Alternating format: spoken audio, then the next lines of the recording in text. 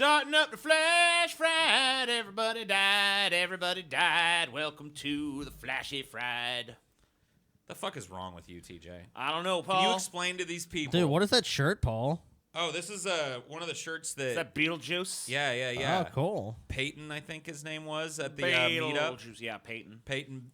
Where's your Peyton shirt, Scotty? I have no idea. Where's your Peyton shirt? You know what, though? I still have the seasoning the dude gave me. Didn't that? That's a I different guy. used that seasoning. That's a different dude. Yeah, that's a different dude. The guy that gave us a ride is. Oh yeah, but yeah, I still have that. I used that seasoning on some chicken the other day, and it was good. No, you didn't. I did too. You're a liar. You told me it was horrible. No, Yeah, you you did. told me it was horrible. You told me you told used me it on it some was shit and awful. you didn't like it. You told me it was awful. I mean, it was a generous gesture, but those are not shirts I would ever wear. And he pretty much even asked me at the Big Chief. He's like, "Would you wear these?" I'm like, "Probably not." Yeah, Scotty. It was a nice gesture. 'cause I you're- wear them all. Because you're a fucking ingrate. The only one that I hesitate to wear is the Ryback shirt that he got me. He got you a Ryback What? shirt? Why, Paul? Yeah, because it says like "Let's eat" or some shit on it. No, I want to see Paul wearing Ryback, Yeah, dude. I don't even. Let's eat! I don't even. I don't think it says let's. What was his shit? It's the shirt. What was Ryback's bullshit? The shirt has some about. Maybe it wasn't Ryback then. No, I mean, it Ryback was, is it was so something forgettable. like that, but It's like it's feeding like time. Yeah, feeding. I want Paul to wear that shirt. Oh, so- feed me more. That was his Feed me thing. more. Dude, Yeah. it's And perfect. he'd chant to the crowd, "Feed me more!" Got it. Like feed him more He- opponents. That 'cause on a he's big just- fat guy like me takes on a different perfect, dude. connotation, It's you so know? perfect. Yeah, it's a little different when Ryback says it Yeah, he's a big buff. because he's fucking gigantically huge. Dude, I was eating lunch today at this Mexican place. There's like these crazy conservative Christians there, and they're all like, "These radical leftists destroying the country."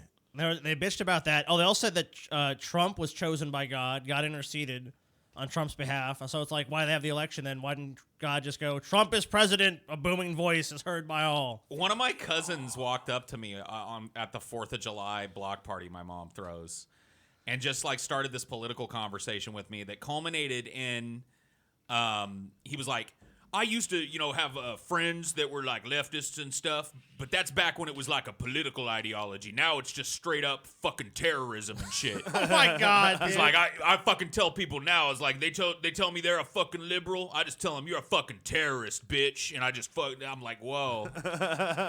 Should have been like, "I'm a liberal." Am I a terrorist? He knows that.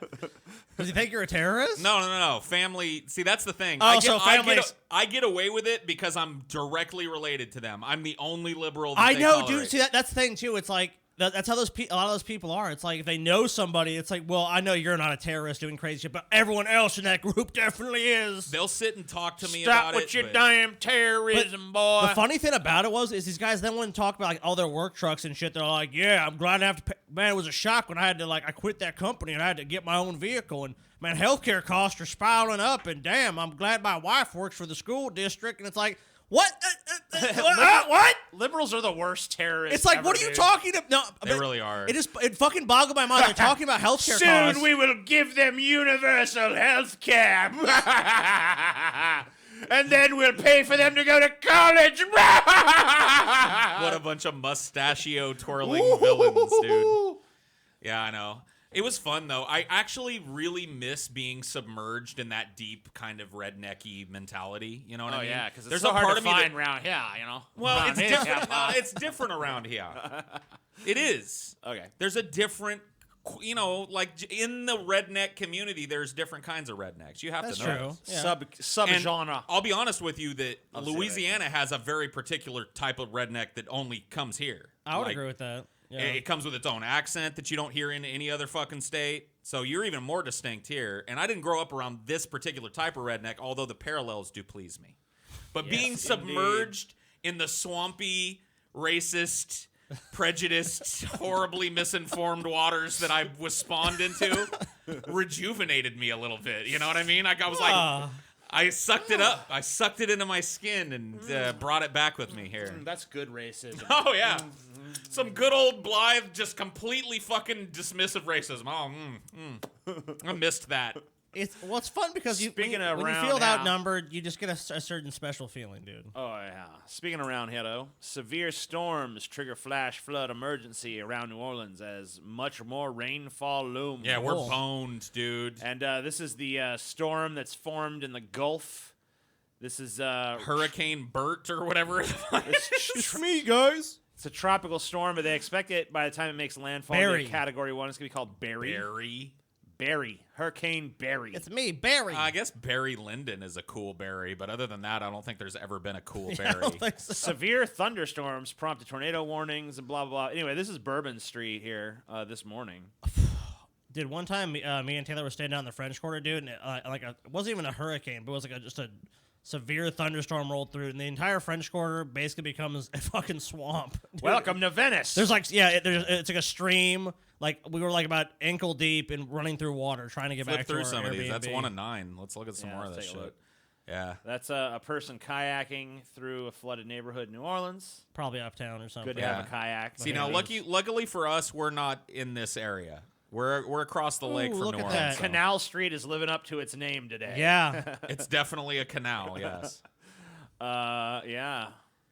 Yeah, So so we got- this is why we don't live in New Orleans, I think.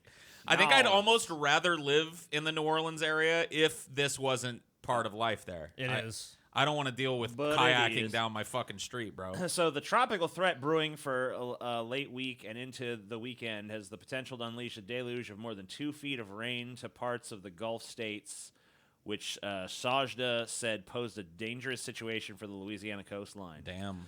This weekend looks to carry the most significant flooding threat for southern Louisiana, as what is expected to be Hurricane Barry by the time it makes landfall in southwestern Louisiana, Sajda said. He added, areas to the east of the landfall point are expected to see the heaviest rain this weekend. That would be us, by the way. With 20-plus inches possible in spots. This threat includes New Orleans. Well, it depends on where it ends up, because we're actually a little bit we're about 30 or 40 miles north of New Orleans. Right. So, I mean, it's definitely going to affect But us. we're going to see some rain for show. Yeah, Oh, yeah. I think we're I don't looking think we're at. going to see no 20-plus inches. I think we're but- looking in this we in area for like some rain, 1 boys. to 2 inches for a couple days, which is a lot of rain still. But you should buy a kayak. Get your hip waders out, boys. Get them hep waders, get your kayak. and we There's could going to de- be good mud bug hunting after this goes away, though. There's going to be lots of them around. Even the mud bugs are going to drown. Oh. All you got to do is Ain't put some crawfish bacon on season, some dental Paul. floss, man. It's not crawfish season, Paul. What do you mean it's not crawfish It's season? not. Their damn fucking huts are They're everywhere. crawfish season, man. It's not though. It's crawdads everywhere. It runs from like Well, December apparently- to like May, late May. Then or why is there early one May. up your ass right now? Oh, yeah, don't know. damn bitch. Well, that's a Damn, sexual. That's a Pose. sexual fetish. Down here. Down here, Oh, dude. I didn't realize. Oh, down here, Paul. Down You don't here? even know what crawfish season is, Paul. I do too. I've been Well, down here in the apparent- bayou for most of my Apparently, life it's now. goddamn Okay. hurricane season. I know that Paul much. Bouchard, then, huh? Paul Duchamp. Oh, Duchamp. Yeah. Duchamp? Okay. Is that what's going on? Paul Duchamp. Oh, let's see the comments. As of 2:13 p.m., Bourbon Street is just fine. This Well, guy's yeah, it clears out this quick. guy's letting you know that this article's bullshit. It's all bullshit. They're lying. If he's ever been through a heavy rainstorm in the French Quarter, he knows Thanks, Jim. that it clears up pretty quickly. But Eat yeah, what chocolate happens, and all that water. President Trump done it. What? Okay. What? What? Some What? sharp commentary. I don't really Excuse me? understand it. Any chocolate and all that? What the fuck? I don't dude? know. Chocolate? Is there racism going on? Yeah, I was think did so. he do a racism? I don't know. I'm just confused. Sorry Y'all- if so. Y'all be in prayer for Sherry. She's still staying there in New Orleans with Sarah. All right. All right. I'm going to pray for her. Yeah, Sherry, we're praying for you. Does this person realize they left a comment on an article, or do they think they I just don't posted it on their know. page or something? And it's Sherry that's making the comment. This is like comment inception. Y'all pray for Sherry, and it's Sherry saying it. I don't yeah. know. I don't know. Oh, she's talking about herself in the third person. Okay. 98% of the pumps are working, but the whole freaking town is underwater in 3 hours. The whole town? Hashtag pathetic. Well, you decided to build your fucking town in a soup bowl. What do you want?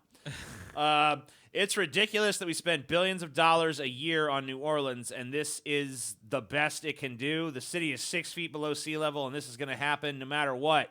You need 3 times as many pumps, and even that, then it would just maintain a normal No, storm. that's not really true. This guy is misinformed Yeah, on several levels, but whatever. He don't know what he talking about, you know?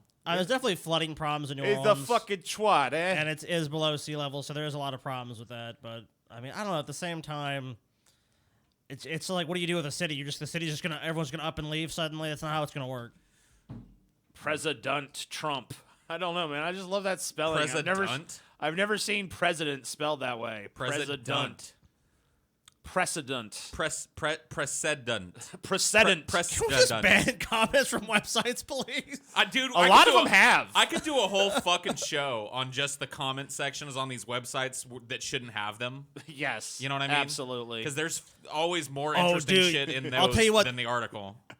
The cesspool champion for comments is either Yahoo or it's Reddit, dude. They're like neck and neck. I always I'll see the articles. I skip the articles because those are garbage. I just go straight to the comments to hear people arguing. Dude, these news sites though, they've got fucking bad ones. These ones too. are definitely. Oh yeah, Any are the bad. dregs of If you humanity go are here. if you want to see the best comments ever, and I guarantee this is the case with this one too. Just go to the Drudge Report and go to articles that they've linked to, and find ones that have comment section, and find where the Drudge Report people arrived and started leaving comments, which is what happened here for sure. And it's always just they're the dumbest fucking people ever. Right. Like always. They always have just nothing to say, or something just so fucking stupid you can't believe it. Or, like, you don't even understand what they're trying to say. Like, interpret for me this fucking comment. Any chocolate in all that water? Space, then question mark. Precedent Trump done it. Space, exclamation point. I've actually seen these long racial tirades where they say, like, people like this. Like, so they don't say black people anymore. They just have, like, I mean, this one's pretty blatantly racist. I don't know. I don't even know what they're talking about, Maybe he was though. talking about actual chocolate. He's though. definitely not. I don't think he's don't think talking so? about chocolate in the water. But I don't know what he's even saying. I think he's saying, like, are black people drowning in like, the water? No, you know what? I think he's saying that President Trump is responsible and he took a dump in the water. Like, Oh, shit. you know what I mean? Like, that's the chocolate. Oh, literal shit. You think that? No, I think he's don't know. because like President Trump done it. That would seem to blame him for not investing in infrastructure and shit. So make America's The federal deficits great again. The federal deficit in May. The federal The federal the def- federal The federal the de- federal the federal de- the federal the federal deficit the federal the federal the federal- deficit the the federal. All right, enough of that. I can do that all day too. Federal deficit? The federal. Ah, shut up. Okay. The federal? Yeah. The federal? So It never stops being funny. 2.5 years into his term, President Trump has little to show for breaking with erstwhile Republican Party orthodoxy on trade and budget policy. Oh, they banned that a long time ago. Indeed, far from delivering on his promise to cut America's trade deficit, Trump has presided over a ballooning deficit that's on pace to become 25% higher than when he took office. Jesus. This is happening at a time when the budget deficit is widening and the country's public debt is well on its way to exceeding 90% of GDP. Didn't Trump say... Let's go look up what Trump said about the deficit, dude. What God. was Trump going to reduce the deficit? Isn't that what he claimed? He's going to slash it. Slash it. Deficit gone. Deficit. Schmeficit. There's no deficit anymore. Deficit. Schmeficit. Beleficit. We're going to take back all that wealth from China. Sadly, the Trump administration seems unfazed by the country's deteriorating long-run financial Why position. would they be fazed by it? The previous administration wasn't fazed by it. Neither was the previous administration before that. That's par for the course now. Everybody's just cashing checks on your grandchildren's fucking dime now. It shows no indication of correcting policy course to put the economy on a sounder long-run economic footing. This makes it all too likely the country's incipient twin deficit problem will only worsen in the remaining 18 months of Trump's first term. So this is That, what in Trump turn, said. will further mortgage the country's economic future and diminish the U.S. dollar's attractiveness as an international reserve currency. But this is what Trump said about the deficit. So this is he's going to Candidate eliminate candidate Trump eliminate the federal debt in 8 years. We've got to get rid of the 19 trillion in debt. Well, I would say over a period of 8 years, and I'll tell you why. It doesn't say that, but that's his promise. So he said he was going to get rid of 19 trillion over 8 years, and he's actually increased it by what you say 25%. Well, he's on track to increase by 25%. So before his term is up. eliminate versus 25% increase. So looks like Trump done lied Hey, again. you know, Who would have sometimes thunk it? things got to get a little worse before they can get better, Scotty. It's all part of Yeah, Trump's that's why those tax cuts. fucking master plan, dude. We're gonna have tax cuts that are gonna cut revenue. Because when the We're gonna spend more money though. when the but because- economy but yeah, booms out of its fucking, yeah, the economy's gonna boom so high that it's gonna make Dude. up for the lost revenue and then some. Dude, that economy is such a fucking house of cards that's just waiting for somebody to walk by and blow a fart, dude. I know, dude. It's gonna be crazy. It's gonna crash like a fucking Boeing 737, dude, with that fucking faulty wiring in it. I'm just waiting. That wasn't a problem. This whole fucking world is burning, dude.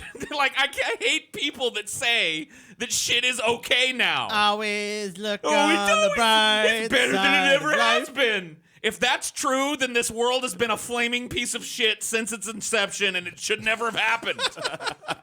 Fuck you, man. Planes falling out of the sky, nobody cares. We're literally spending money that our grandchildren's grandchildren are going to have to come up with. Like, what the fuck? Nobody's doing anything. President after president just stacks on more debt. Yeah. Adds another deck of cards to the wobbling economy, and brags about it. What the No, fuck, I take man? Paul, I take exception to what you said. They are doing something. They're making it worse. They're making it worse. See, like that's the fucking thing, dude. Like, I wish I could agree with you, but I actually don't because I think it's not like they're just neutral. Like, okay, things suck, but we're just kind of. It's like no. Donald Trump is making shit worse. Clearly, he's making the deficit worse. It's undeniable. You guys a bunch of damn liberal cooks don't see the master plan. Keck. Keck is for cucks. Two defining pillars of the Trump administration's macroeconomic policy have flown in the face of pre-Trump era Republican Party orthodoxy. This is kind of bullshit, though, because Republicans have been doing this kind of shit since Bush, at least. Yeah, the wink. We're gonna cut the deficit. Wink. The first involved, I mean, Clinton kind of did. Clinton was the last guy It that was a actually really surplus. did anything. He was the last guy that actually cut the deficit. Well, Bush actually brought us inherited into his a surplus. Remember? Right, and he turned it into a fucking massive deficit, and it's grown every president since him. It's just like we've given up on, even the slightest semblance of not being massively in the red. Overspending. The second involved in the introduction in 2017, a time of relative economic strength, of a massive unfunded tax cut centered on a large reduction in the corporate tax rate. This budget, I can't believe. Can you guys believe it that when you tax less, there's less revenue? Yeah, it's crazy. Isn't that the weirdest thing? Because you would really think. You'd think Yeah. all of that wealth that you're giving back to the rich people would trickle down. Yeah, and You know what I mean? To the savings would trickle down to the lower classes, but it just seems to coagulate up there at the fucking top. And it's so weird how government revenue even goes down. Like you lower taxes and you don't get as much revenue to pay for your programs and shit. I love the new Republican philosophy of let's spend a shit ton of money and take in none. That just seems really fucking sustainable. Where the to me. fuck are my trickles? I love how these fucking Where are my trickles? I love how these retards who believe in this sort of fucking economy will tell you with a straight face, you just don't understand economics. You don't have a macroeconomic mindset, which is indicative of somebody who never went to school. Fuck you, you idiot! It doesn't take a fucking 8-year degree to know that constantly cutting taxes on the rich isn't going to fix this economy. The crazy thing is, how many times have we tried it and it hasn't worked? Even if the theory was sound, it obviously doesn't Not work in only fucking has it practice. not worked, it's done the opposite. The ocean of debt has just gotten deeper. As these people hoard this fucking financial security more and more tightly. Well, they want that to be the narrative because then when you talk about social programs, we're broke. This country is so broke. We have fucking trillions in debt. We're running deficits. We just can't afford that. We can afford corporate welfare. We can afford to fucking have basically the most expensive drug prices in the world. We can afford to have the most expensive healthcare costs, and we can afford all of that. That's fine. Because as long as the private taxpayer and the citizens have to fucking bear the burden, that's fine. But corporations, no. They don't bear shit. And we're always too fucking broke unless it's more planes and more tanks and more jets and more shit we don't fucking need. It's like the redneck mentality. Look at all the toys we got. But we don't have any of this other shit we actually fucking need. It's a ripoff. It's a fucking giveaway to corporations. Who wants this contract? Oh, it's you. Why don't you shut your damn liberal mouth? Look at fucking Boeing. All they had liberals planes are in the terrorists, fucking as far as I'm sky. concerned. They had planes in the fucking sky with your relatives and people on it, and they crashed and killed those people. And guess what they're getting? Billions of more dollars. They don't give a fuck about the American public. They don't give a fuck about anyone. Why would they? They have no incentive to. They have no fucking incentive to, and You're it's a a fucking disgrace. You're a commie, and you hate America. Yeah, that's what it is. Deputies, 57-year-old man was entirely consumed by his own dogs. Hey, you know what? That's fair game. Whatever. I'm sure he's fine with that. Can we see this shitty local news report? 'Cause I like to make fun of it. You want to see the shitty local news Yeah, I report? wanna see it. The 57-year-old man was completely eaten. Here's the by house his he was eating dogs. in. Wow, it really is very shitty. It's like you hear that. Was he eating in there, that little shanty, or was he eating in the house? Looks like they're cameras from 1992 too. It's just a picture they're zooming out of. They were told a This is reclusive the family member, scene. Freddie All right, Mac, we're not listening to this. This sucks. A missing person investigation in Johnson County has ended with the revelation that a 57-year-old man was completely eaten by his dogs. Damn. Sheriff's deputies were called to a trailer home near Venice, Texas, on May 6th to perform a welfare check. Once there, relatives told officials a reclusive family member, Freddie Mac, hadn't been seen or heard from since April 19th. Y'all seen Freddie? Y'all seen Freddie Where Mac? Freddie Mac at? Where he Freddie been? Mac? When the family went to check on the man, they couldn't get close because 18 aggressive Oh, dogs shit. on the property. Last time I saw Freddie Mac, he was with Fannie Mae. So true. Deputies were able to distract the animals and search a small section of the property, but they did not find Mac. A report was filed in an attempt to again make contact with Mac. Detectives returned to the property on May 9th. The aggressiveness of the dogs on the property again prevented officials from getting inside the home, so they flew a drone over to try and find any sign of Mac, to no avail. 1 day later, sheriffs officially listed Freddie Mac as a missing person. As the search for 57-year-old continued, family and neighbors spoke about how unusual it was for Mac to leave his dogs Do unattended. they list him as dog shit now? Yeah. Because that's what Freddie Mac turned into. Let's see. Officials began to suspect the dogs had eaten Mac when they found bits of clothing described by relatives in the animal feces collected. To confirm their suspicions, the bones were sent to the University of Texas for human identification. During the course of our investigation, it was found that Freddie suffered from a serious medical condition, so we will never know if the dogs killed Mr. Mac or consumed him after he died from a medical condition. Either way, it is a very gruesome event, and we extend our sympathy to Freddie Mac's family. Because the dogs were still aggressive and it was believed they'd killed their owner, they were put down on July 9th. What? Pieces Wait a minute. of bone. They said he was hella sick. They don't know. Well, poor I guess dogs. just the fact that he might have been Oh, killed there's by him. comments, TJ. Let's see the God. comments, dude. So this guy had a bunch of vicious, aggressive dogs. Everything seems in place to me. So he deserved it. See, just assuming. The dogs were sticky. What? What? No one said they were. He said because he said viscous. Oh. So it was a smart boy. Yeah, it was Ah, doggone, what a story. Oh, come now, come now. doggone. What? Okay. You already read that one. That was what you were Guess he saying. went to the dogs. Hey, look at this. That's like something our dad would have said. Oh, damn, dude. These terrible puns. Cujo. Yeah, I bet they were Shih Tzus. They are all small but vicious.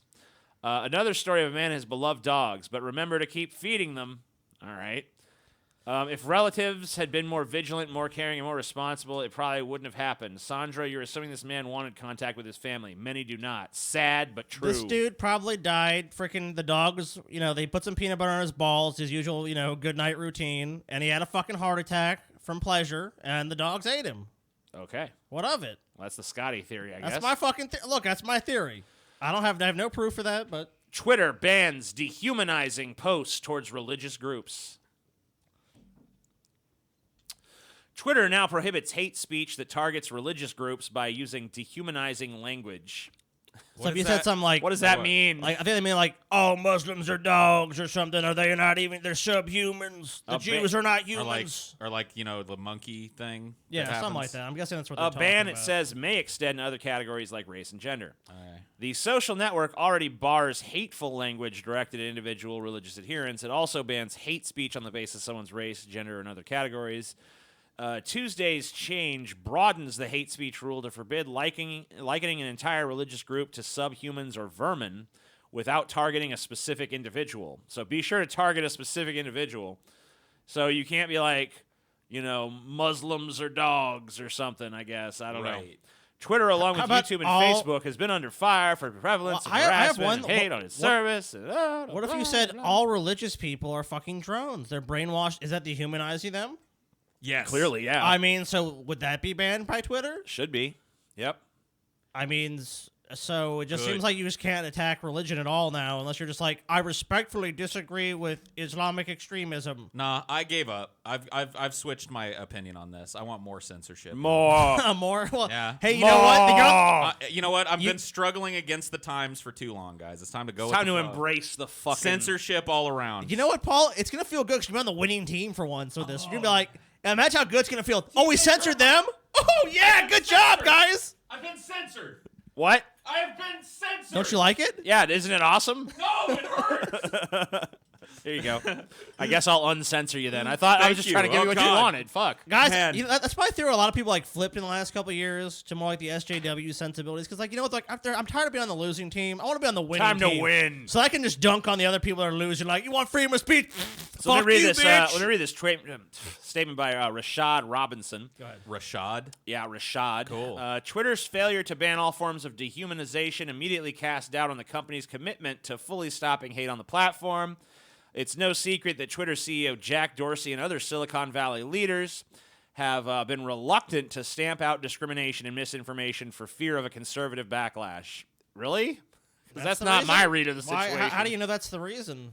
I mean, that's just like your opinion, man. I mean, it feels like they've been pretty proactive in trying to quote unquote stamp out the whatever hate speech or whatever the fuck it is. But yeah, so just to let you know, Twitter's even more. You could say even less than you could yesterday. Twitter is a censorious hellhole, is what you're saying? Wow. Yep. That's It news has been for a to long me. time. News. I just want to let you know it's just getting a little worse. I Sweet. like to keep you updated on its increasing worseness. Thank goodness. Jeffrey Epstein's connection to Donald Trump and Bill Clinton explained. whoa. So you guys, I'm sure you guys know about the Jeffrey Epstein Yeah. sex trafficking charges. Hey, I diddle diddle. actually just learned about the scope of it. I'd heard him referenced as a sex trafficker before, but I didn't know that it had blown up until Right, very he got in a recently. little trouble in like 2002 Yeah, or so, yeah, I yeah. think it was. But he got out of it. Over it, but he got a little slap on the wrist because I guess it's no big deal if you're Well, a 'cause he's billionaire. rich. Yeah, he's super rich and also super well connected. Right.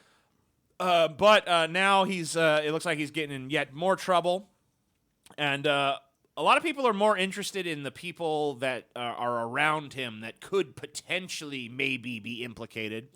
So the two big names, of course, are current President Donald Trump and former President Bill Clinton.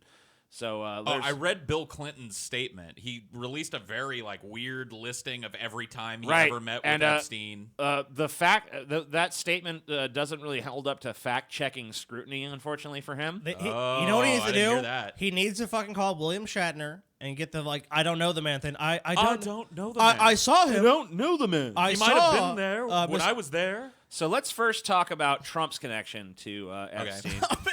You're just gonna love how the So, media just reaches for this shit. In 2002, Trump said this: "I've known Jeff for 15 years. Terrific guy. He's a lot of fun to be with. It's even said that he likes beautiful women as much as I do, and many of them are on the younger side. No doubt about it, Jeffrey enjoys his social life." That's pretty unambiguous. Yeah.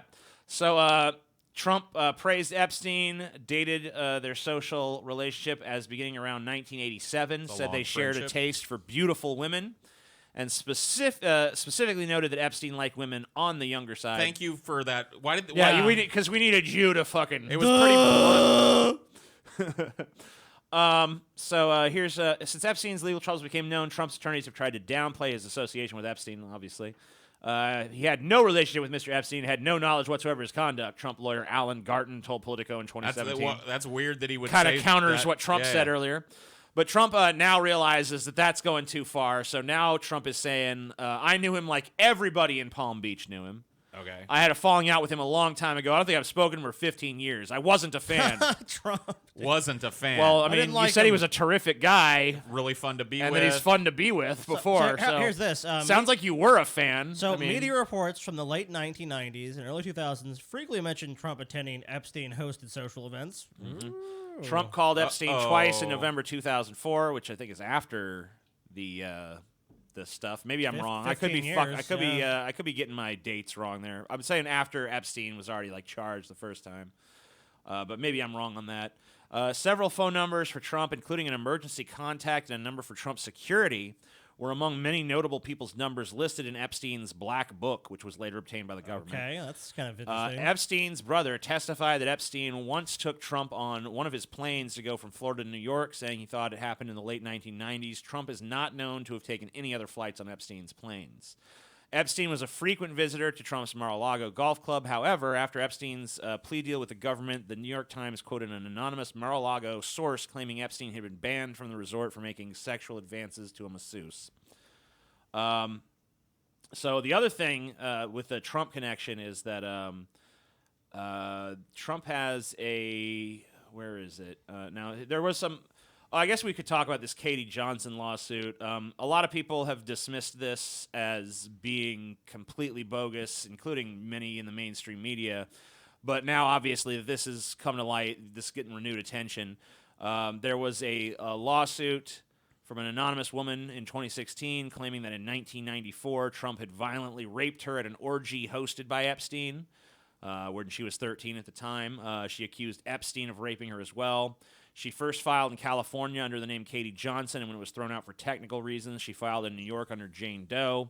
But many journalists were wary about this claim. There was no corroborating evidence offered except for an affidavit from two anonymous people claiming to have been told of or witnessing it.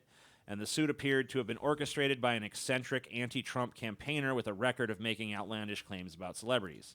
So I'm pretty sure we can kind of dismiss that, but Epstein's connections. Well, before we get into Epstein's connections to Clinton, we should talk about the fact that one of the people that was involved in Epstein's lenient treatment when he was first caught was a dude. What's that dude's name, Scott? You know what I'm talking about?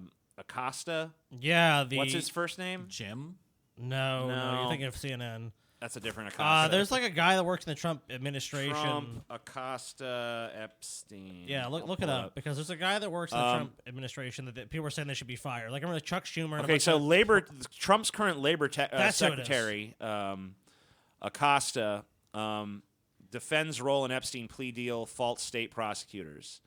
So his labor secretary, Alexander Acosta, pushed back Wednesday against calls for him to step down over his past involvement in a plea deal for financier Jeffrey Epstein, who was charged in federal court this week with sex trafficking, saying his office fought for a tougher punishment after state prosecutors were ready to let him walk free. Facts are important and facts are being overlooked, he said at a press conference, giving his most detailed account to date of the 2008 deal. So yeah, Trump's labor secretary, a lot of people have said that he was part of the posse of people that basically made sure that Acosta only got a slap on the wrist. Obviously, he's now saying that wasn't him, and he was actually pushing for a tougher sentence. Seems far-fetched. Who knows? But this millionaire who's totally politically connected, everyone just wants to see him go to prison. 'Cause I'm sure he's not he's not throwing lavish events and giving them money and shit. His main thing was a financier. He was a financial advisor as well. Oh yeah, he had no influence. Come on. He contributed tons of money to political campaigns and stuff like that. Most people that get including maybe up charged- to $4 million to Bill Clinton. Yeah, most people that get charged with these sort of serious offenses end up in federal prison. They don't fucking go get probation and shit. Come on. So let's go over to the conservative side to hear about, because obviously Vox is going to try to build the stronger case against Trump and make Clinton the Of afterthought. course. So let's go over to Fox News, where they're going to do the opposite. So, investigative journalist Conchita Sarnoff said Monday that former President Bill Clinton isn't telling the truth when he says he knows nothing of the don't alleged know the crimes man. of Jeffrey Epstein. Sarnoff, who's the executive director of Alliance to Rescue Victims of Trafficking and the author of the book Traffic King, appeared on Fox News at night after an indictment alleging sex trafficking and sex trafficking conspiracy was unsealed Monday morning against Epstein, while Clinton's spokesman has issued a statement denying knowledge of Epstein's behavior. And that was the same statement you were talking about, Paul, where he was talking about, like, I've only been on the... Right. I met him here. I had dinner with him at this event. We shook hands at this event. I went to his house one time for an event, and that was it. Their relationship was a lot closer than that. So Clinton, meanwhile, said in a statement he knows nothing about the terrible crimes, insisting he took a total of 4 trips on Jeffrey's airplane in 2002 and 2003 while his Secret Service detail traveled with him, and only had brief meetings with Epstein. But Sarnoff, who first broke the Epstein story back in 2010, says the figure isn't accurate, claiming that Clinton was a guest on Epstein's planes many more times over a longer period. I know from pilot logs, and these are pilot logs that were written by different pilots at different times, that Clinton went and was a guest of Epstein's 27 times. Right. She said, adding that many of those times Clinton had his Secret Service with him, and many times he did not. Here's another quote. Almost every time that Clinton's name is on the pilot logs, there are underage girls, there are initials, and there are names of many, many girls on that private plane. Oh, shit. Now, I don't know. I don't know if plane Who manifest knows? lists the age of people on the plane. I don't believe they do. I mean, maybe they maybe do. she I'm not figured- sure. maybe she has corroborated looked- through other research Maybe and she has stuff. looked into it and found these girls and Right. found out what their age would have been at that time. I'm not saying that's not true. I'm just saying I just don't know. So I'm saying, sadly, that he is not telling the truth, she said. First of all, Gerald Lefcourt, who was one of Epstein's attorneys back during the original arrest and the original investigation, wrote a letter which has been made public. She added, in that letter, Gerald Lefcourt claims that Epstein was one of the original founders of Clinton Global Initiative. He gave President Clinton $4 million, according to a source that knows a story about that. Sarnoff said she requested interviews with Clinton about the matter, but he would not agree to talk to her. So, what is this right-wing smearing, or is this legitimate? And you could ask the same about the Trump stuff. It kind of seems like both of these guys are trying to Distance minimalize themselves, yeah. relationships that were much closer than they're indicating at this Very time. calculated statements coming out of both of them. Now, does that and- mean that either of them had anything to do with this underage sex trafficking bullshit? I don't know. Innocent until proven guilty, Right. where I come from, but it's eyebrow raising to say Sure. the least. It's not as cut and dry as obviously their statements make them out to be. Clearly, I don't really know all of the particulars of what Epstein was charged with and all of that shit. So Yeah. I don't really know how long he's alleged to have, or now I guess convicted to.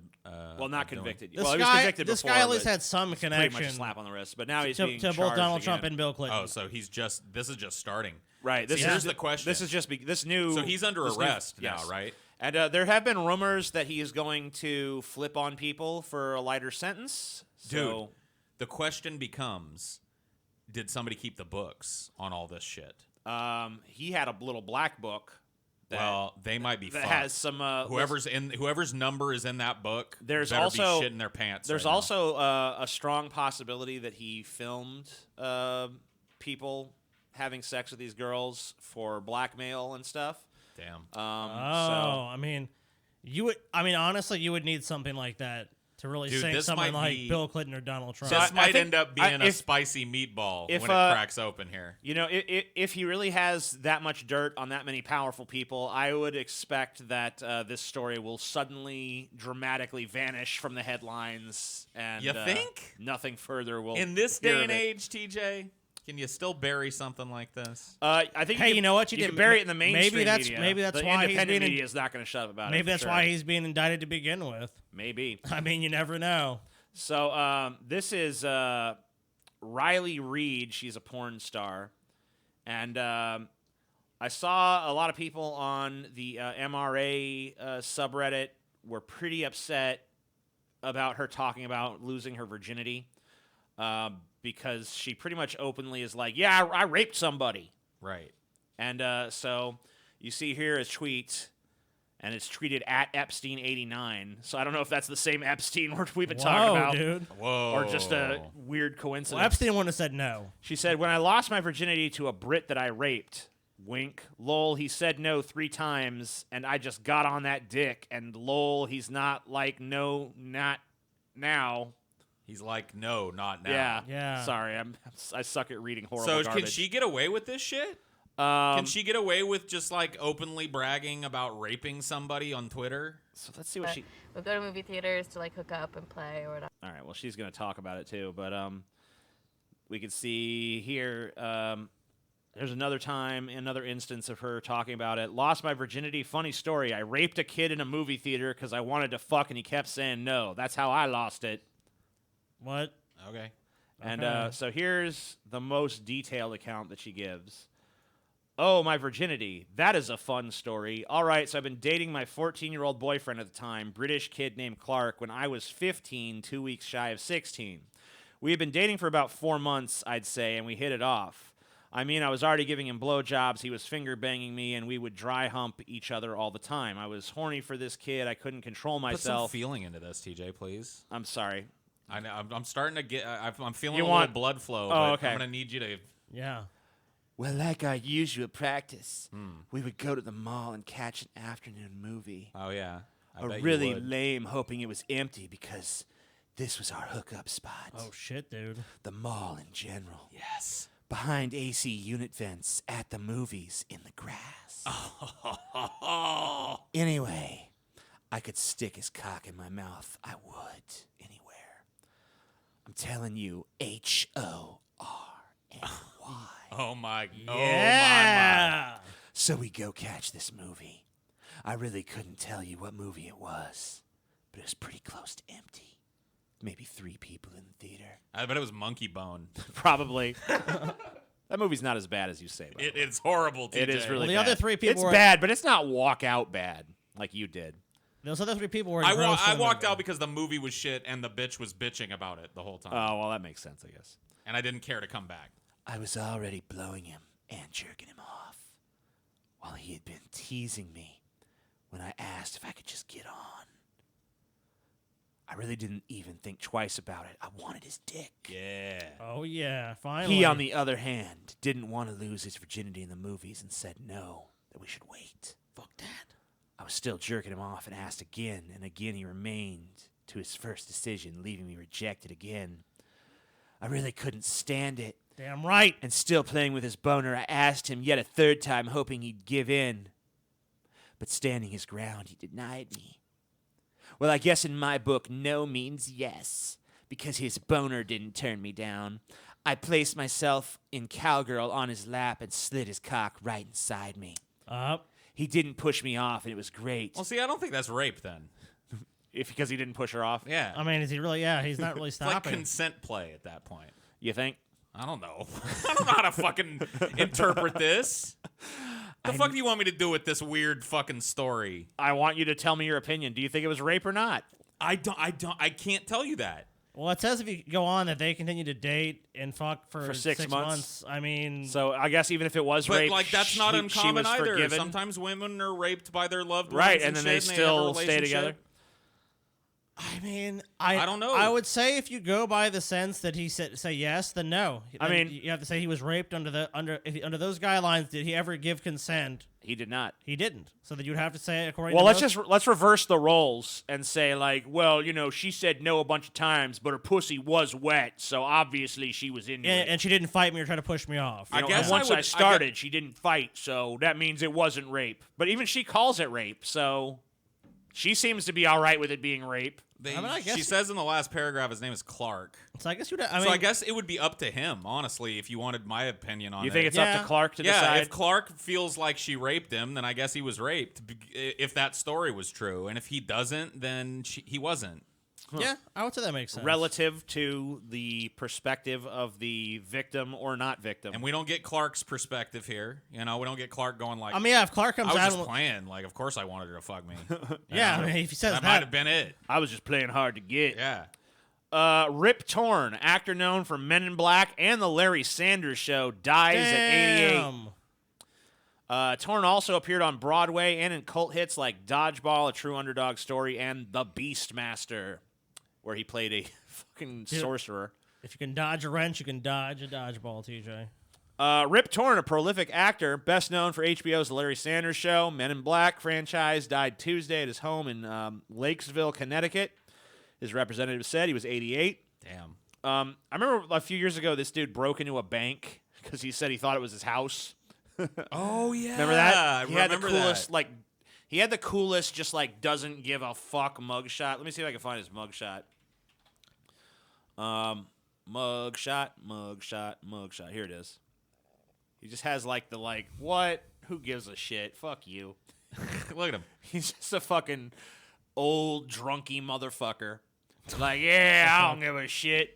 So I broke in. Who cares? Thought it was my fucking house. I mean, he hadn't been in any movies for a long time, so I kind of I assumed. think it was because he was maybe His it was health his was bad probably health, or maybe it was declining. because he was getting a reputation for being fucking totally nuts. And that hasn't stopped Hollywood from working with people. So one of the coolest stories I ever fucking heard about this dude was I heard Louis C.K. talking about it. They were doing some kind of show together, and Louis had written all this stuff for him, and Rip Torn is like, I don't want to read all this shit. I just want to go out there with these fucking stupid fake teeth, right? Right. He had these like ridiculous fake teeth. He's like, I'm just go out there and do my fake teeth, and it's like Louis is like, I've like spent days writing this. I want you to just Right. memorize these lines, and we're gonna do this. It's gonna be really funny.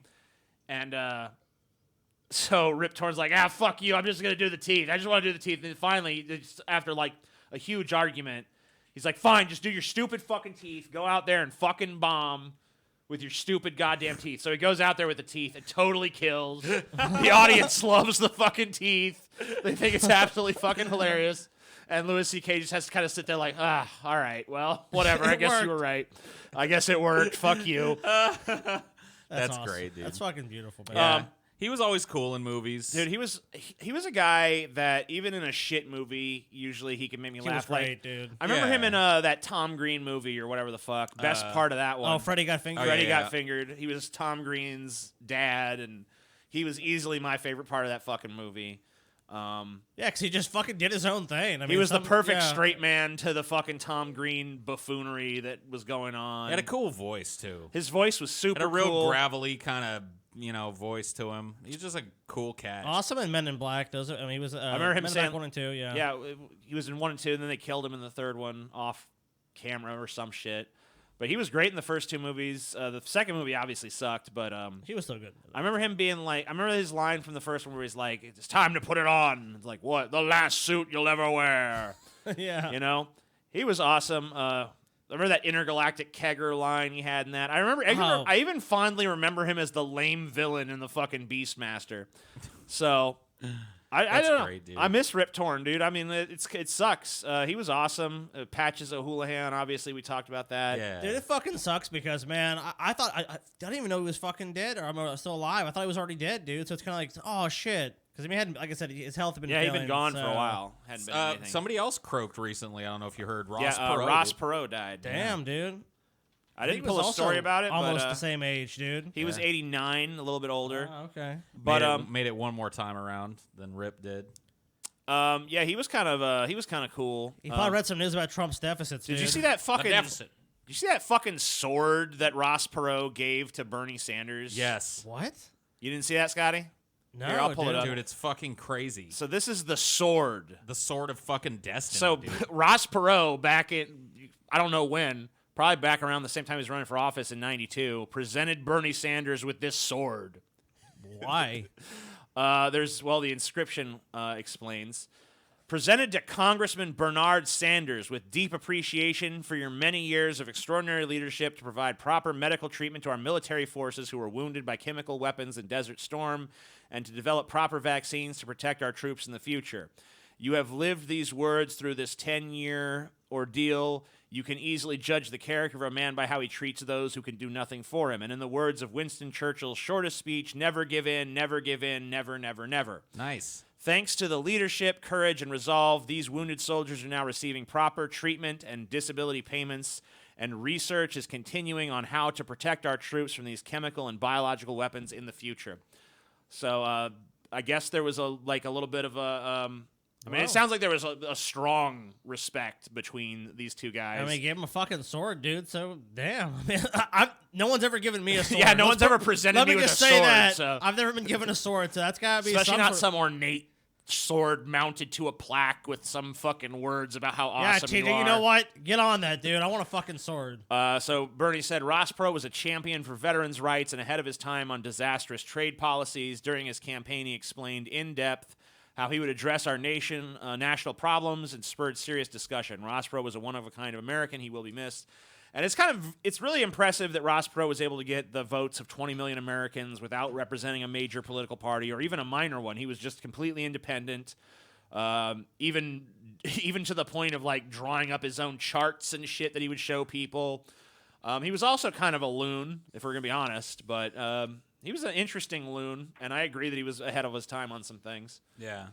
So R.I.P. to Rip Torn And Ross Perot. and to Ross Perot, who we lost. Two gentlemen of distinction, honestly. Yeah. If we're honest. And I would say so. It'll probably be a long time before we see their like, if ever. Yeah. So, if Happy there's trails, if there's any guys. sort of afterlife, I hope they're getting blown there by fucking. I hope there big-titted isn't. I hope angels. that they both got to embrace blissful non-existence. I hope they're getting blown by big-titted angels. Wow. But Hey, they you know what? probably just did embrace non-existence. So, anyway, on to the next story. Cop charged with assault after video shows him slamming suspect's head on the pavement. Was he resisting though? Here's the. It's sad that the most shocking thing about this story is the fact that charges were filed. So a Maryland police officer who was caught on video violently forcing a teenager's head into a concrete sidewalk during an arrest has been charged with assault, the Good. state's attorney office said on Tuesday. Thank you to whoever was there to film it. Officer Kevin Morris, 31, was charged with second-degree assault and misconduct in office for allegedly assaulting 19-year-old Orlando Pessoa? Seems right. During an arrest outside a McDonald's on July 3rd. Montgomery County State's Attorney John McCarthy said in a Tuesday press conference, the incident, which was captured in a 45-second video posted on Twitter. Let's see the video. Here's the video here. Okay. I'm just a kid out here, you gonna be cool. Go on my fucking shit, buddy. Lay down your stomach and don't buddy. I never give a fuck no more, buddy, cause y'all niggas fucked me up, man. Lay your stomach and don't move, and I'll lay fuck you, bro. Man, fuck. That's crazy, yeah. Fuck! Fuck! Yeah, I mean, Get he's my already fucking detained. ass, nigga! I just spit on your fucking foot! What the fuck you gonna do about it? Nigga, I'm fucking good. Nigga, yo, Man. what the fuck is wrong with y'all? That's Hey, y'all are fucked, really bro. fucking pushing it, yo. Damn, That bro. naughty language, though. Just come That out shit is fucking wild, yo. fight, bro. Damn, bro. Stand up. Fuck you, bro. He just fucking fell on him Yeah, he. with his Yeah, knee. that was.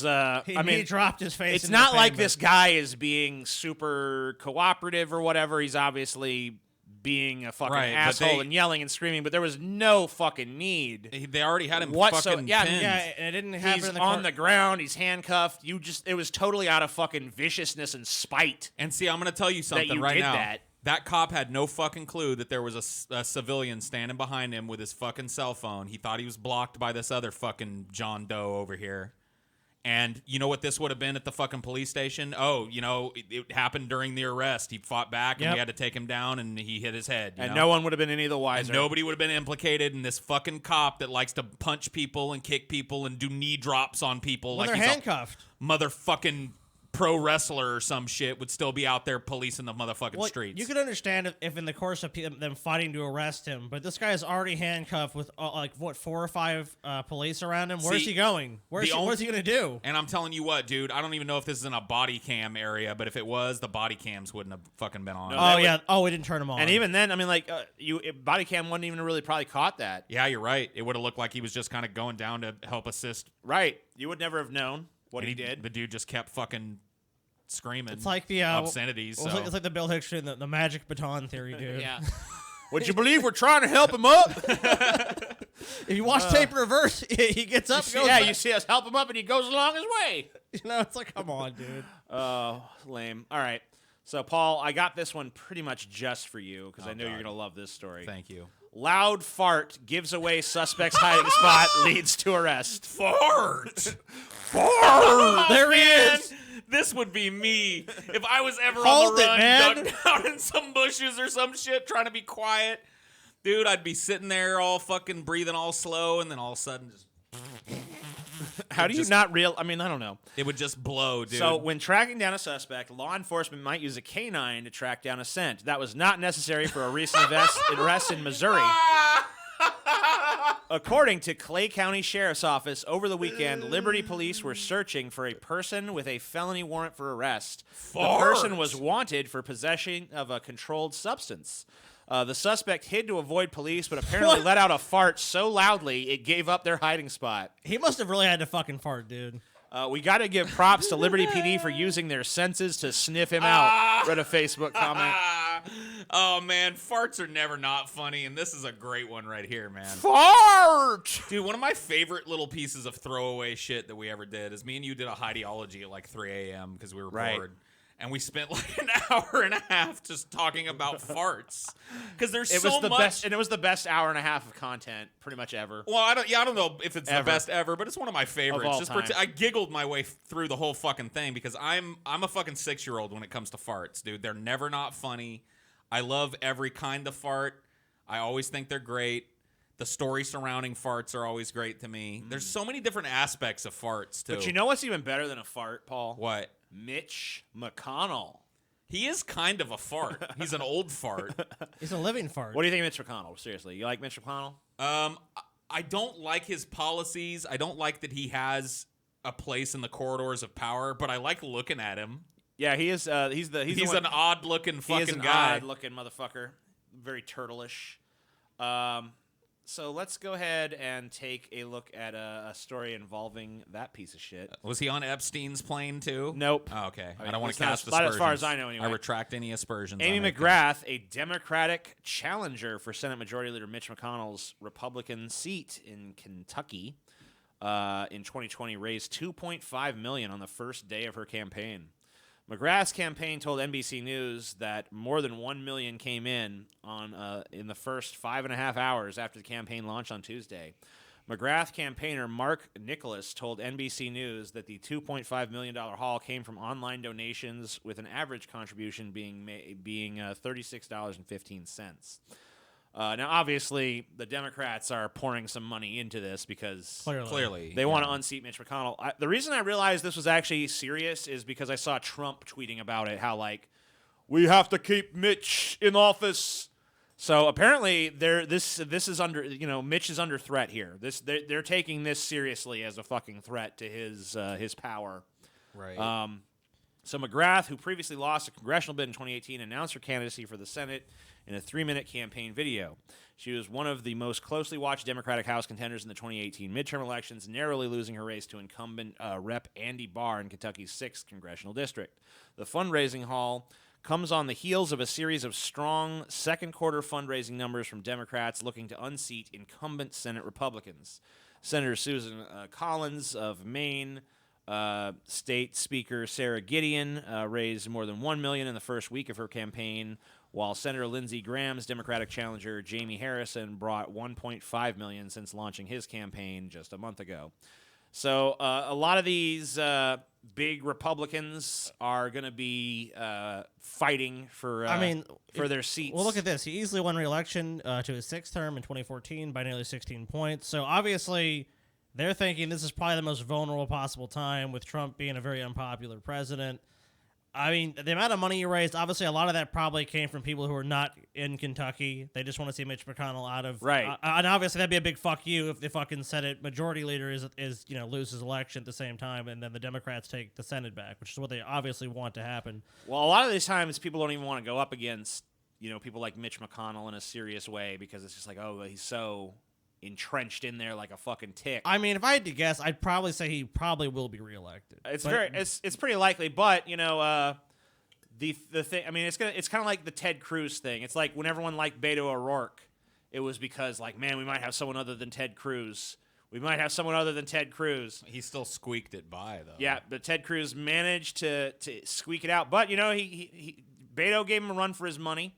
And now, and after that, when people had to look at Beto without comparing him to Ted Cruz, people were like, Ugh, gross. I don't like garbage, him. dude, I don't yeah. like him no more. But, yeah, I know nothing about these candidates that are trying to unseat these big Republicans like Lindsey Graham and Mitch McConnell. But best of luck to them, because I would love a world where I don't have to look at Mitch McConnell anymore. Interesting though he might be. Ilhan Omar, you guys hear about this? Responds to Tucker Carlson's xenophobic tirade. Kind of fun watching a racist fool like this weeping about my presence in Congress. Jesus. Do you guys see this Tucker Carlson I bit? did not. I've been a little out of the loop this last Well, week. here, we'll play She's it. enraged by it. Virtually, So let's Omar isn't disappointed in America. She's enraged by it. Virtually every public statement she makes accuses Americans of bigotry and racism. This is an immoral country, she says. She has undisguised contempt for the United States and for its people. That should worry you, and not just because Omar is now a sitting member of Congress. Ilhan Omar is living proof that the way we practice immigration has become dangerous to this country. A system designed to strengthen America is instead undermining it. Some of the very people we try hardest to help have come to hate us passionately. Maybe that's our fault for asking too little of our immigrants. We aren't self-confident enough to make them assimilate so they never feel fully American. Or maybe the problem is deeper than that. Maybe we're importing people from places whose values are simply antithetical to ours. Who knows what the problem is? But there is a problem. And whatever the cause, this cannot continue. It's not sustainable. No country can import large numbers of people who hate it and expect to survive. The Romans were the last to try that with predictable results. So be grateful for Ilhan Omar, annoying as she is. She's a living fire alarm, a warning to the rest of us that we better change our immigration system immediately, or else. Okay. We want to end tonight with some good news. right. They're coming. All right, They're Tucker. here. Oh So- my God. I don't know that I think that that's necessarily racist, but I think it's pretty fucking ignorant of American history and what makes America America. Like, America has a rich tradition of people coming and bringing their culture to it and enriching America with their culture. And it also has a tradition of people segmenting themselves off based on that culture and living in the same areas of big cities. And, like, this just doesn't make sense. How is this any different than an Italian immigrant that worked his way up into Congress, or a fucking, I mean, you don't think there was a German Tucker? immigrant? You don't think there was a Tucker Carlson back in those Oh, days, yeah. fucking saying the same shit? And as long as this potato eater Willie McGee is allowed to sit on the state legislature, this country will be poorer for it. Of course. So Ilhan Omar shoots back. Not gonna lie, it's kind of fun watching a racist fool like this weeping about my presence in Congress. Laughing face, laughing face. No lies will stamp out my love for this country or my resolve to make our union more perfect. They will just have to get used to calling me Congresswoman. I mean, I don't, dude, I can't, you can't even begin to take Tucker's position on this. This is alarmist beyond belief. Because she's wearing a headscarf in Congress, he's got his fucking tits in a ring. They're coming over for here. us, Paul. It's just like, Paul, man. if we import people that hate this country, what's She going to happen in hates this country? America. What's going to happen in this country, Paul? And see, my Destroyed. esteem from Tucker is right back where it should be now. Right. You know Yeah. what I mean? He was digging himself up out of the hole there for a second. But then he's right back in. And now he's right back where he belongs, back in the bow tie.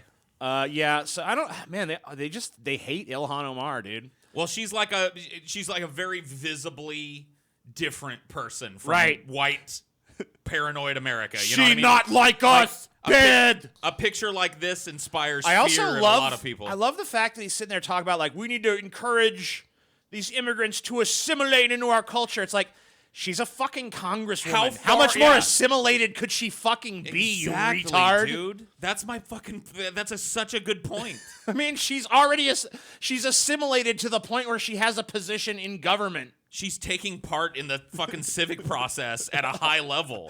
I mean, like, what more could You she want her to be fucking do? you want every immigrant to be president? Is that what you're saying? Or Until do we have immigrants different assimilate to the understandings? point of becoming president Do you of the mean United States? assimilate to the point where she takes her headscarf off? Is that what you're fucking hung up about? Act like white people do. Like you assimilated when you took that stupid little bow tie off, you dork? Maybe that's what he's mad about. Yeah. That her headscarf is acceptable, but he I had have to take give up my the bow tie. off, but she gets to wear a rag on her head. Not Boo! fair. Fuck you, Tucker. And you know what, Tucker? Bring back the bow tie, bitch. Put your pearls never back in the left, dude. fucking jewelry cabinet, dude. I don't care. You don't need to clutch them so goddamn hard. I don't care how long Tucker wears a tie, dude. In my mind, the bow tie. Oh, the bow tie is on. It's It's never on his going soul. anywhere. His soul wears a bow tie. You can't convince me otherwise. Yeah, if she, look, it'd be one thing if she was calling for like the destruction of America and he was saying this. There's no evidence. Oh, There's she is, nothing Scotty. to She suggest is. that. Dude, if anything, she's a success story of our immigration system. Yeah, I mean, she became a congresswoman. I mean, what There more you do you go. want from an immigrant to assimilate to the point where they feel the impetus to take part in national politics and actually succeed at doing it with the proper education and prior, experience I'm sure she had coming into it? Like, what the fuck? Like, what more do you want from an immigration system in a fucking country that is built around a melting pot principle? Give us your poor, your tired, your hungry, your huddled masses, all that bullshit. I know that's not a national document, but that's been a national fucking that's been our national way for as long as America has existed. It's been a country of fucking immigrants. I don't think so, Paul. Yes. You're a liar. Completely terrifying. Study warns carbon-saturated oceans headed toward tipping point that could unleash mass extinction event. Let's just skip the story. Yeah, who cares? I gives mean, a shit? honestly, it's the fucking Earth. Who, like, whatever. It's always, like, let me ask you something, TJ. Yeah, ask me. When you wake up every day, Yeah. is the planet there? Yeah, it is. All right. Well, I then mean, what are there we you go. fucking Case worried closed. about? It'll be there What tomorrow. was this K6, TJ6 mass So the extinction events? continuous We're fine. accumulation of carbon dioxide in the planet's oceans, which shows no sign of stopping due to humanity's relentless consumption of fossil fuels, is likely to trigger a chemical reaction in Earth's carbon cycle similar to those which happen just before mass extinction events, nothing to according see to here. a new study. Right. MIT geophysics professor Daniel Rothman released new data on Monday showing that carbon levels today could be fast approaching a tipping point threshold that could trigger extreme ocean acidification similar to the kind that contributed to the Permian-Triassic mass extinction that occurred about 250 million years ago. Oh, mom's going to fix it all soon. Mom's coming round to put it back the way it ought to be. So yeah, I mean, what are you guys looking forward to the mass The second extinction? mass extinction, the second Permian mass extinction. Yes, Well, I mean, This is the I think we've had like beginning of the end. 6 mass extinctions Yeah, yeah. or something like that. We're currently in the 6th. We're currently Cool. living in the midst of the 6th mass extinction event. And whether it's this Caused by man, of course, too. or a meteorite Media. or a horrible virus unleashed from one of these shadowy biological labs that we insist on keeping all over the fucking world, whatever it is. So to add to this, David Attenborough, one of my favorite nature documentarians. Naturalist, and, TJ, that's what the term they use. Right, but I love him as a documentarian. Naturalist, TJ. TJ Cook. David Attenborough, polluting planet may become as reviled as slavery. Probably more. Should be more. Because, yeah, I mean, slavery, obviously, that victimizes the slaves, but polluting the planet kind of victimizes everyone, including Everyone every and other living everything. thing. Yeah. And the It's- entire it's biosphere. about You the know what? worst thing you I'm can fine do. with sticking with Attenborough's take on this one, by the way, just personally. I think it's okay. Let's just equate it. Because, slavery is reviled, I think, at this point in history. So let's just revile it as much as slavery. if we can basically. get it, if we can get people to care as much about the Earth as they do slavery, I think that's a win. If you would care, if people cared as much about, hey, that factory is billowing toxic chemicals into the air as they did, like, hey, that person across the street from me has slaves. I should probably the oceans are turning into call the acid. police. Then all like 90% of the fish are gone out of the oceans. Yeah, we're looking at an ocean that's more plastic than fish in It's it. warming. The fucking ice caps are melting. The attitude of young people towards tackling the environmental crisis is a source of great hope, David Attenborough has told MPs as he predicted that polluting the planet would soon provoke as much abhorrence as slavery. I mean, just admitting that older generations just don't give a flying fuck. Oh, yeah. Like it's like And it takes like a 500-year-old man to figure it out, too. And I don't know that I agree with David Attenborough that this upcoming generation is the one that's going to be really caring, but I think they're going to have to at some point. That's the fucked up thing. We're not going to leave them many options. Like eventually a generation is going to come where their whole way of life is going to be different because of all the shit 100%. we've done. and they're gonna have to deal with it. Yeah, whether they'll be able to is the fucking question. So an MP Eventually, named Patrick yeah. McLaughlin asked David Attenborough if the government's new commitment of net zero carbon emissions for the UK by 2050 was rapid enough. Attenborough said such targets were not necessarily the best approach. In a way, I would think that it is not the way of focusing on the problem. We cannot be radical enough in dealing with the issues that face us at the moment. The question is, what is practically possible? How can we take the electorate with us in dealing with these things? The most encouraging thing that I see, of course, is that the electors of tomorrow are already making themselves and their voices very, very clear. And that is a source of great comfort in a way, but also the justification, the reality that these young people are recognizing that their world is the future. I'm okay, and all of us here are okay because we don't face the problems that are coming. But the problems in the next 30 years are really major problems that are going to cause social unrest and great changes in the way that we live and what we eat. It's going to happen. I mean, there you go. And I will tell you, climate scientists back him 110% as far as I can see. He just made a great documentary on Netflix that actually shows not only the beauty of nature, but just the reality of what we're doing. Like that's what I'm going to start watching. Monoculture. You should watch that one. That's actually really good. I've heard it. Dude, there's a awesome. fucking... Because it keeps it fucking real. It's like, look, these animals are all beautiful, but they're on their way out. Let's be honest. We're destroying their habitats. We're destroying the planet. Yeah, they're fucked, and we're fucked too. It's really guilt trippy, but I think it needs to be.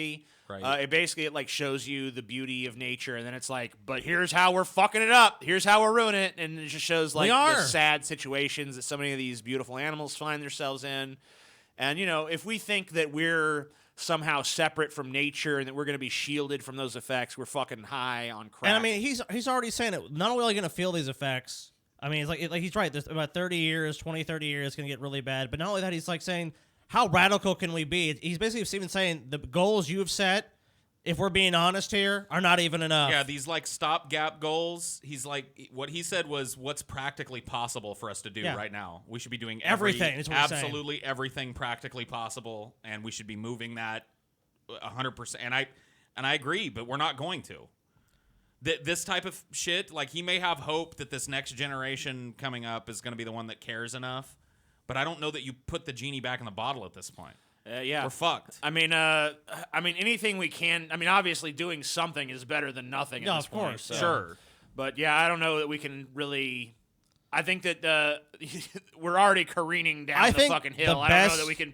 I don't know that the brakes I think humanity's best work hope at this point is whatever as soon as possible is making these changes, and it's having to weather the horrible consequences for like 30 to 50 years and that'd be the best case scenario, and then recovering from that. Well, it's the third world that has already started to feel these effects. So the third world is going to come on board with anything that the rest of us do. That's our only hope, is to get... Well, there are dumping grounds, basically. Get the first world on board with, like, hey, we're not going to fucking use plastic anymore. We're going to do all of this. We're going to switch to renewable energy. Remember, we were dumping it all in those countries, and now China and these other countries are saying, no, we can't. We don't want this shit anymore. Yeah. I mean, and, like, it's a big problem in Australia. It's a big problem here. Because all the Western nations, we recycle by exporting our trash to other countries, and then they recycle it. It's like, come on. We're fucked. They're all dumping in landfills. Like you said, where you used to live, it's like, here's the recycling. Yep. Here's the trash going to the same place. It's a fucking lie. It's a joke. And that's all the stories we have for today's Flash Fried. Hope you guys enjoyed. I'm giving a round of applause for that Flash Fried. That was a dank Flash Fried, gentlemen. Good Flash Fried, everybody.